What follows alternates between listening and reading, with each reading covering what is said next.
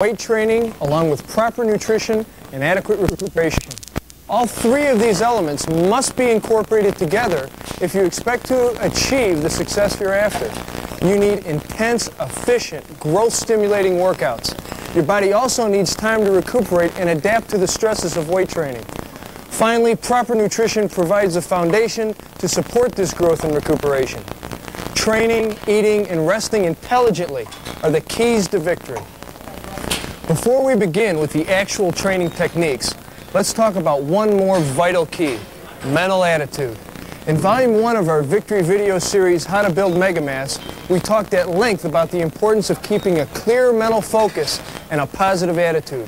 Remember, your mind is a powerful tool, one that determines your level of success in all aspects of your life, including your success in the gym. So with our minds properly prepared, let's go blast some arms.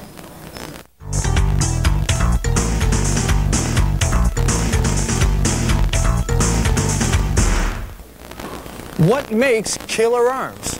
First and foremost is size. That's where mass-building exercises really pay off. But equally important are proportion and shape. Big, peaking biceps look even better when matched with equally huge, well-shaped horseshoe triceps. Overall, you're looking for big, dense, cut arms with razor-sharp definition.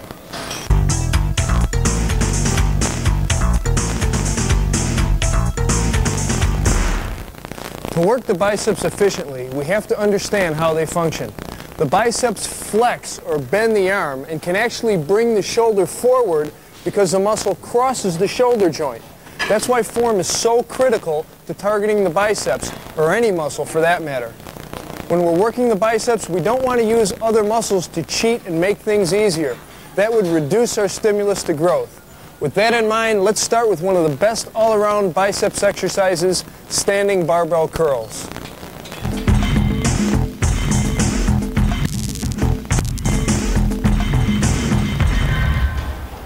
Standing barbell curls are excellent for working the entire biceps and forearm. An easy curl bar can also be used. Take a wide grip on the bar, about 3 to 5 inches wider than your shoulders. Place your feet about shoulder width apart. Then, keeping your upper arm stationary, curl the bar up towards your shoulders in a smooth arc. Briefly squeeze your biceps at the top, then slowly lower the bar back to the starting position. This is primarily a mass-building exercise, and sets should range from 3 to 5, and reps should fall in the 8 to 12 range.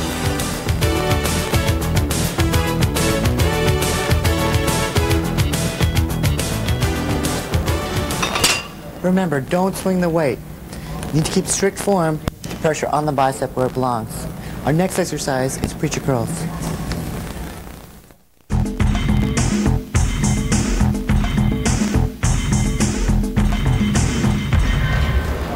Preacher curls can be performed either standing or sitting, with a straight bar or an easy curl bar. In either case, the form is the same. Place your upper arms on the inclined pad of the preacher bench. As you smoothly curl the bar up, be sure your upper arms stay glued to the bench. The purpose of this exercise is to work the lower portion of your biceps, so make sure you curl all the way up to your shoulders, not just halfway. This will ensure your lower biceps are targeted. Many novices make the mistake of using more weight than they can handle with proper form, preventing them from performing a full range of motion and getting the maximum effect from this exercise. This exercise is more of a shaping type exercise, and sets should fall in the 3 to 4 range, and reps should be between 12 and 20.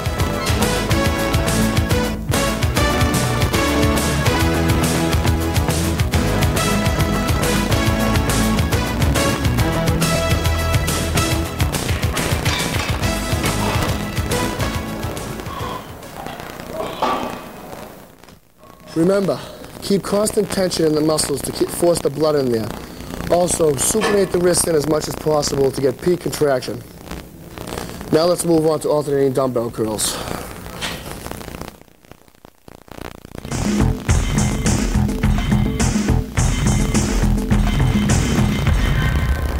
When performing alternate dumbbell curls, be sure to keep your palms and thumbs parallel to the floor as you curl the weights up. That way, you're in a supination position. giving your biceps a full contraction throughout the movement. Alternate your arms, performing a complete repetition with one arm followed by the opposite arm. Squeeze the top of the movement and be careful not to lift your shoulders or allow your hands to turn in as you lift the weights. Sets should range from 3 to 4 and reps anywhere from 8 to 25 depending on whether you're using the exercise for a mass building exercise or a shaping movement.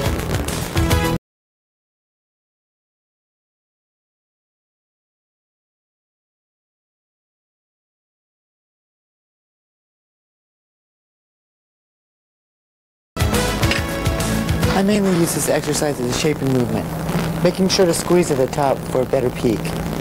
Now let's move on to concentration curls.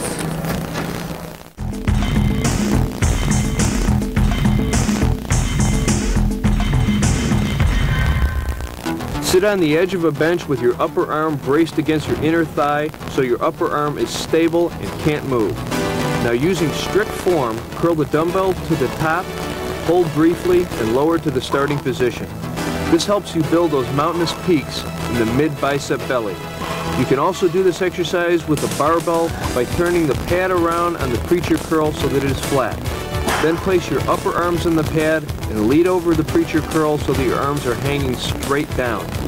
This allows you to put a direct pressure on the biceps and take any leverage away you might have from leaning back during the movement.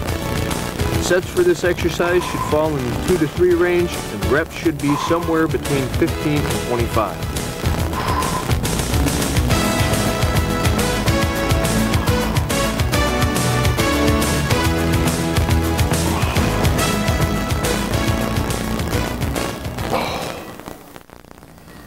The key to concentration curls is to always use a weight you can handle and never swing it up and down. Now that we've blasted biceps, let's move on to triceps.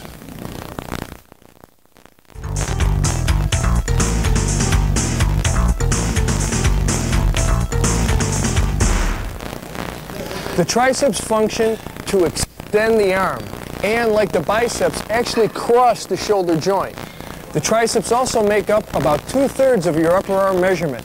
Remember, we want to target the triceps. We don't want to cheat with our shoulders in order to maximize growth stimulation. Form is, as always, critical. So let's begin with tricep pushdowns.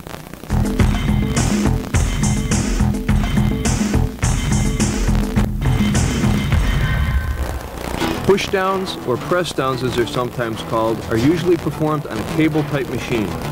They were designed to work the triceps directly, using a close grip on either a straight or a curved bar. Begin with the bar in front of your nose. Now press or push the bar down using only arm strength, only until you reach the locked out position. Keep your elbows stationary to your sides to ensure that you target the triceps and you don't end up using other muscles, which will decrease the effectiveness of the movement. Try to feel the exercise work the muscle from the bottom of the elbow to the back of the deltoid. This exercise is mainly a mass builder. Therefore, sets should fall in the 3 to 4 range and reps should be in the range of 8 to 12.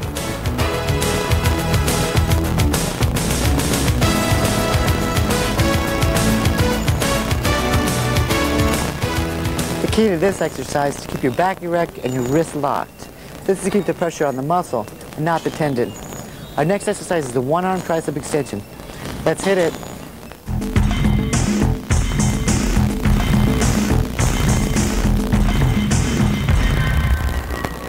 Standing in front of the mirror helps you to be sure that you're maintaining proper form. Begin with the dumbbell behind your head, palm facing the mirror. Now extend your arm upward, keeping the elbow as close to your ear as possible. Contract your muscle all the way up and all the way down.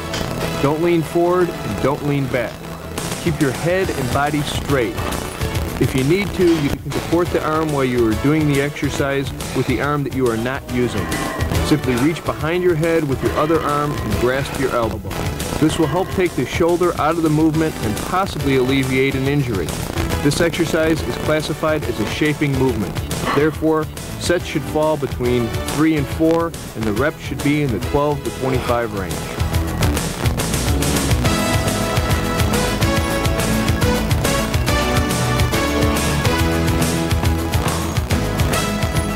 On this exercise, you want to concern yourself with keeping strict form. Don't concern yourself with the weight. Now let's move on to reverse tricep pushdowns.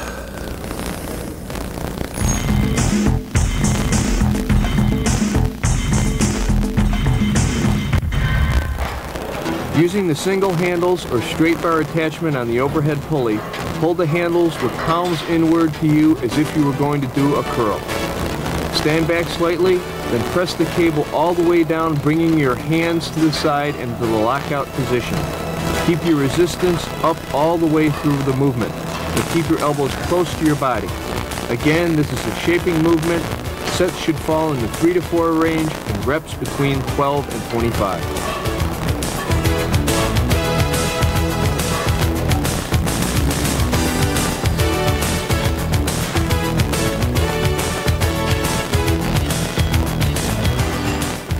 This movement really isolates the lower head of the tricep. Remember to really squeeze and flex at the bottom of the rep. And now for our final exercise, the lying tricep extension.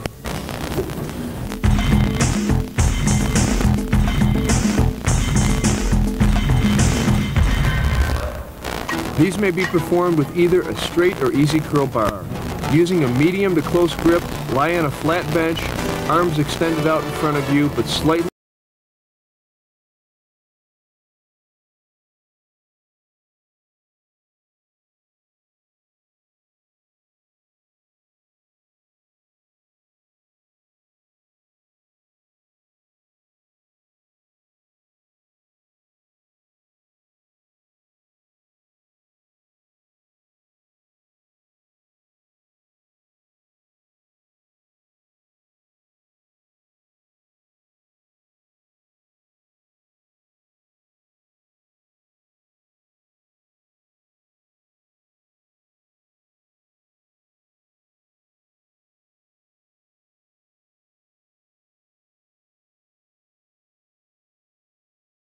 These are the king of the nest exercises for tricep. Over the years, it's helped me build killer tries, and it'll help you too.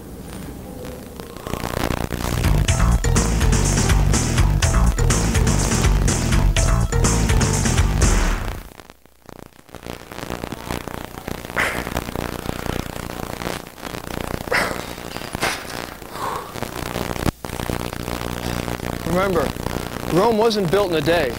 To get those killer arms, it takes time and consistent work. But be careful not to overtrain. Quality is more important in training than quantity. The biceps and triceps are relatively small muscle groups, unless you're Mike Matarazzo maybe, so you probably won't need to do a lot of sets in order to get results. Novices may start with only 4 to 6 sets per body part. Intermediates, 8 to 10 sets per body part, and advanced, no more than 12 to 15 sets per body part. Choose 1 or 2 mass building exercises along with 1 or 2 shaping exercises per body part for each workout. At first, you may notice your arms responding well to your efforts. Great, you say. I'll do more exercises and more sets per workout and get even bigger faster, right? Wrong. That will only overload your muscles and could result in loss of muscularity and may possibly result in injury. Remember, you have to give your muscles time to recover and respond. That's training intelligently. To get the best results, be sure to make the most out of every rep, first to last, using the heaviest weight you can handle and still maintain good form in order to maintain your level of intensity. Short duration, high intensity workouts. That's the ticket for stimulating muscle growth.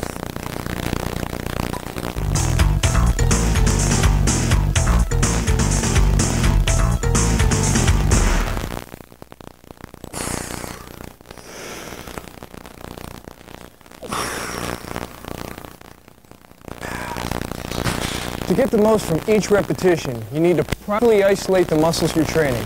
Here's a few tips to help you isolate your biceps. 1. Keep your wrists locked and don't bend them as you curl the weight up. This allows you to keep tension on your biceps at the top of the contraction and not your wrists. If you can actually touch the barbell to your shoulders during a barbell curl, you're probably bending your wrists in. 2. Keep your elbows in at your sides. Don't allow them to move forward or out away from your body. At the top of the movement, elbows should point down. This forces your biceps to do the work rather than using your lower back. It also places less emphasis on the muscles of the forearm. 3. Keep your upper arms still, only allowing your forearms to move at the hinge-like elbow joint. Again, this forces your biceps to do the work. 4. Don't lean backwards as you curl the weight up. Keep your body still and vertical. Leaning is not only cheating, it's not too great for the lower back. If you have to lean, then you're probably using a weight that's too heavy for you. 5. Don't swing the weights up. Curl them in a smooth arc. Only after doing as many strict reps as possible can a little swinging be allowed. However, you should be able to do at least 6 to 8 strict reps to failure before swinging is required. 6. Tense your biceps hard at the top of the movement for a peak contraction, then lower slowly all the way down. Many novices think that the beginning of the curl is the time for the greatest effort, but it's really the top of the contracted position that makes it all happen. Don't use the top for a rest period, and don't let the weight just drop down. Control the movement up and down to keep that intensity high throughout the exercise.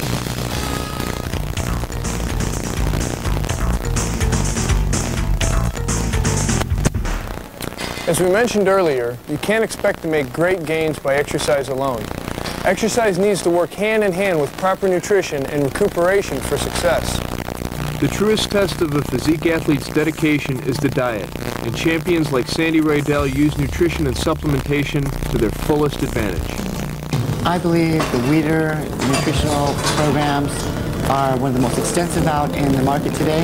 They have products that range from just the weekend warrior all the way through the professional bodybuilder. And I've used Weider products myself getting ready for contests.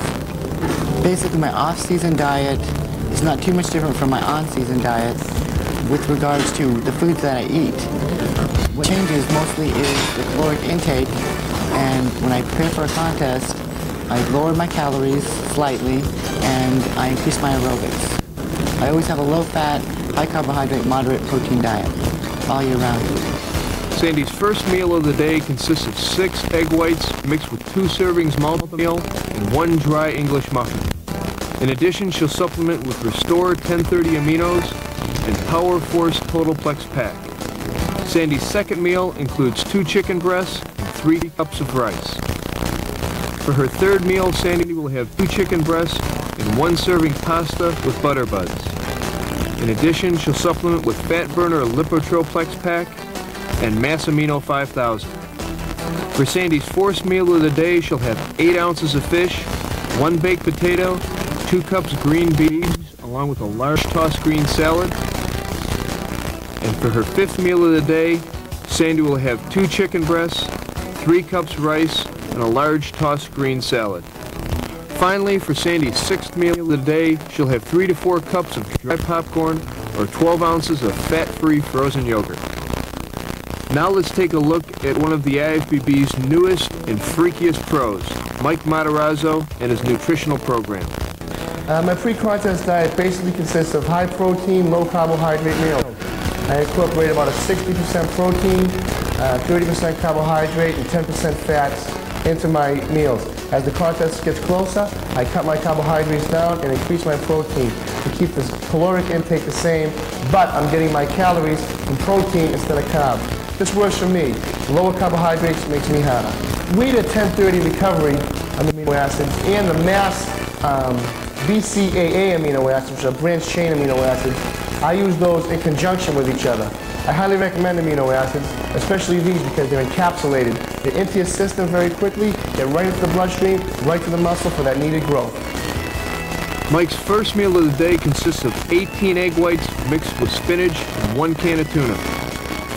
In addition, Mike will supplement with Power Force Total Plex Pack, Mass Amino 5000. For his second meal of the day, Mike will have 2 medium flank steaks, 2 cups of rice, and a large tossed green salad. For his third meal, Mike will have 4 chicken breasts, 2 cups of rice, and 3 cups of broccoli and cauliflower. In addition, he'll supplement with Fat Burner's Lipotroplex Pack, Restore 1030 Aminos, Power Base, Coenzyme B12. For Mike's fourth meal of the day, he'll have 4 chicken breasts or servings of fish, 2 cups of rice, and 3 cups of broccoli and cauliflower. During the off-season, Mike will eat 4 meals a day, whereas during the pre-contest phase, Mike will eat 6 meals a day, which don't include his MegaMass 2000 shakes.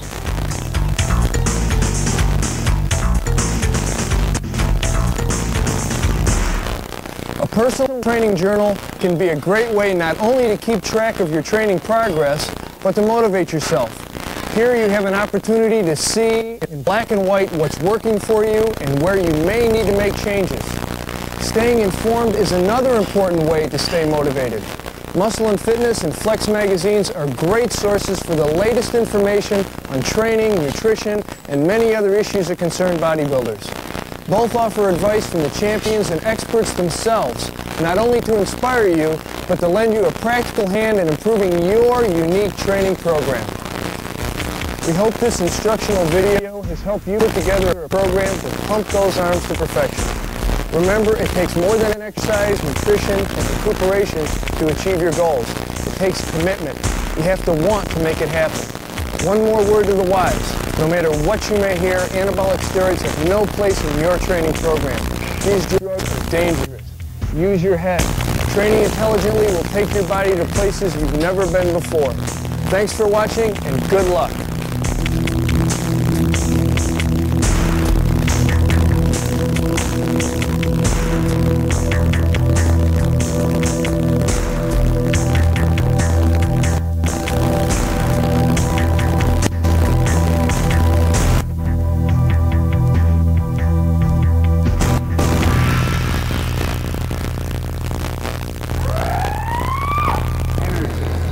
Without it, nothing is possible in life. With it, you can accomplish almost anything. In bodybuilding, energy is the foundation of building your body. That's why I've asked my champions to tell you exactly how they build their body, how they build their energy, so that you can learn from them, not make any mistakes, and let it be the foundation in how you can build your body. Remember, energy is the key to success. Each one of us wants to be the very best we can be. We train hard, we work hard, no matter what our goals are, whether we want to put an inch on our biceps or take 2 inches off our waist, we know that we have to train hard to get those results. Training takes energy, and the primary source of energy for all our interests in bodybuilding are carbohydrates.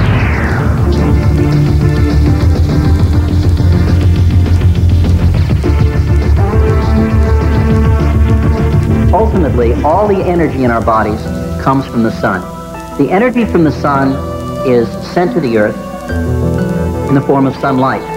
And that is captured and turned into chemical energy by plants, which use the process of photosynthesis. Now that's the basis of something we call the food chain. You have more complex and then more complex life forms, which exist primarily by eating the simpler life forms.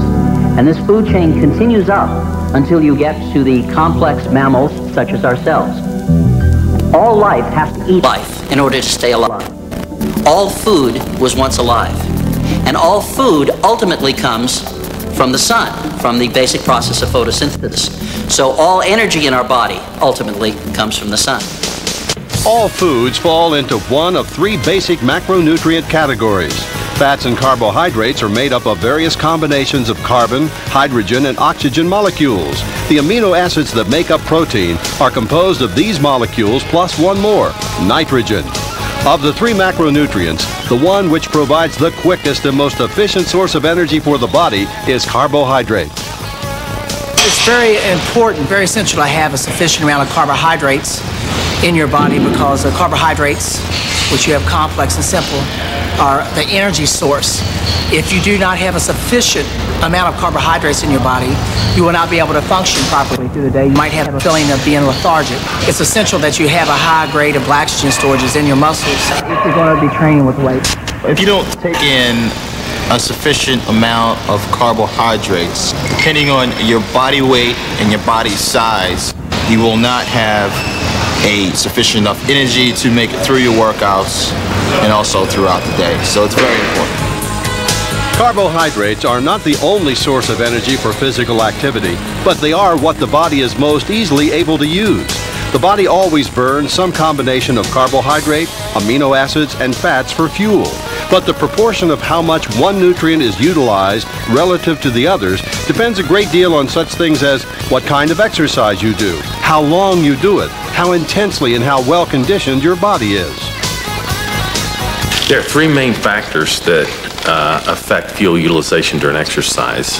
Number one, which is the least important, is the composition of your diet. If you eat more fat, you'll tend to burn more fat, generally speaking. But the two most important ones are level of physical condition.